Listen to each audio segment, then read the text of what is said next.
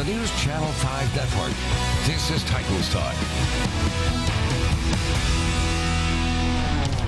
And thanks for joining us on Titans Talk tonight on News Channel 5 Plus. And for Steve Lehman, I'm Jonathan Hutton. And guess what? The Titans won a game at home, snapping an 11-game losing streak at Nissan Stadium. And the headline in the Tennessean says it all. Finally, the streak is over.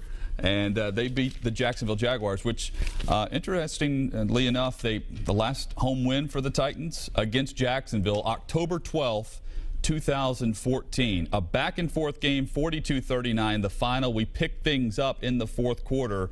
Marcus Mariota had a huge day for the Titans. Fourth quarter, it's 21-19. Marcus Mariota over the middle to Dorial Green-Beckham. Uses a great run after the catch. 47 yards for the touchdown. This is what the Titans drafted him for. Titans now trailing 32-28 later in the fourth. Third and long for Tennessee. Mariota with the signature play of the season. 87 yards, the longest run of the season in the National Football League. Titans took the lead. Next possession for Jacksonville. Bortles in the shotgun. Snap goes over his head. Big scramble for the ball near the goal line, and Wesley Woodyard with the scoop and score. Tennessee now up by 10, but the Jags won't quit. Bortles, 5 touchdown passes on the day, 3 of them to Allen Robinson. Once again, it's a 3-point game, but the Titans finally get a big play from the defense. 4th and 4 from their own 17. Bortles sacked by Carl Klug and Denoris Searcy, and the Titans finally get the finish they've been waiting for. They win at 42-39. Mariota runs and passes for almost 400 yards with 3 touchdown passes, 1 rushing TD. A huge game for Dorial Green-Beckham as well. Delaney Walker also consistent as the Titans get it done at Nissan Stadium for the first time this season. Coming up this hour, we're going to hear from Brent Doherty, a co-host of 3HL 104.5 The Zone. A big event coming up at Nissan Stadium tomorrow with Toy Field. More details on that a little bit later this hour. Also, quarterback Marcus Mariota. But we start earlier today with the press conference over at St. Thomas Sports Park. Here's interim head coach Mike Mularkey. Feel nice not to have to answer the question of when is your next home win going to come? It does, yeah. It was good. It was a good win for the organization and good for us to have one less thing to have to worry about trying to overcome. So that was good. That was good. We didn't quite want it to be like that kind of game, come down to the end again, but whatever it took, they did a good job of finding a way. What's a victory Monday like from a coaching perspective in terms of the volume and the bustle in the building? As far as not having the players here, it helps us. It allows us to get a jump on the next opponent. Gives those guys a chance to get away from us for another day, which I know they don't mind a bit. But it does help us, and especially with the Jets, who are about to face us next Sunday. It's good for us, and really all phases, to get really a couple extra hours to really comes down to about 3 hours that we get to spend extra that we're not with the players, breaking the game down. What's your philosophy then on how much or how little you'll look at that game with the guys? There's a couple different ways. When we, like after New Orleans, we spent some time on Wednesday morning to review the game. Didn't lose a lot of time in preparation for, I think Carolina was the next one. But this one, I think we're going to move on as quickly as we can to get ready for the Jets. So it'll be a brief overview of this past game and get into the Jets and as quickly as we can to start preparing for them. Talked to a couple of guys yesterday, and they talked about how they wanted to play well for you, to win for you, to give you a chance to maybe keep this job after the season is over.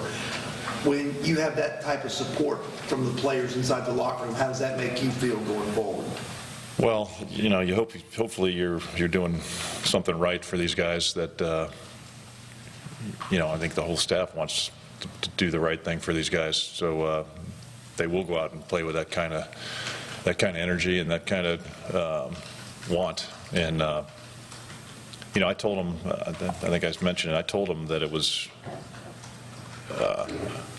about winning for all of us, for the way we work, all of us, not just the players, but the coaches. It was important to get a win for all of us, just to be rewarded finally. And I know some of them thought how much more important it was because of being Jacksonville, but it was more about us in this room wanting to get a win for everybody. Everybody would like to sort of bottle that sort of thing, bottle winning, if you would. But like, what kind of things can you do this week to create a carryover? Are there things you believe in that create a carryover from success? Well, I think, hopefully that we've gained a little confidence. Again, these are two close games we've had that we've won with the New Orleans. Again, I'm talking about since I've, the change in head coaching. These are two games that came down to the wire that we have won, and we've lost a couple down.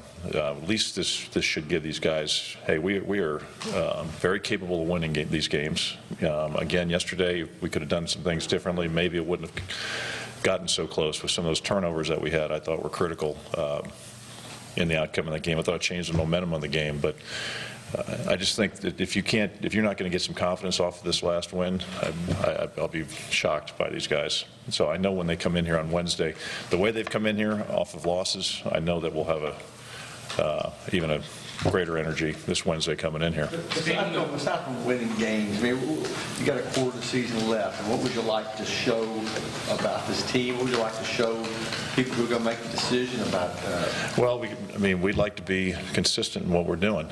Again, the message that, as they've heard from the very beginning, has been very clear and very precise, and I think they have seen that the results, we've had chances to win because of the way they're playing, and yesterday's no different. There's things that, especially at the end of the game, where our defense, those last 4 plays, made a statement. We needed them to make a stop, and they made a stop.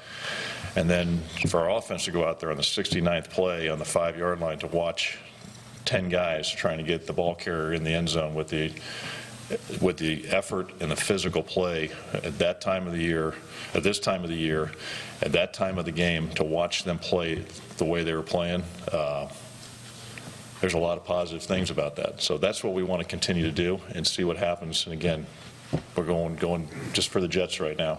I'm sorry. Go ahead. Speaking of confidence and turnovers, how critical was DGB's performance yesterday in terms of his development? Well, I thought it was big. Probably the biggest thing about him is that that for a young receiver, a rookie receiver, to have I thought it was a big momentum-changing play when we turned the ball over after the drop. It wasn't just a drop; it was a drop for an interception that they went down and scored. I thought we had them.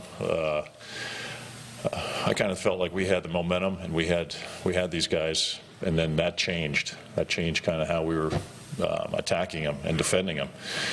But for him to come back and then to make some of the plays that he made, some of the catches that he made, the touchdown obviously was a big one, to respond and not let that bother him, that's really a big plus, especially after putting a lot of pressure on that position. Those guys came up and made a lot of plays, whether they're third down by Kendall or DGB or the blocks. Those guys, to watch that run by Marcus and to watch wide receivers 70 yards down the field blocking, that's what we've been preaching since day one.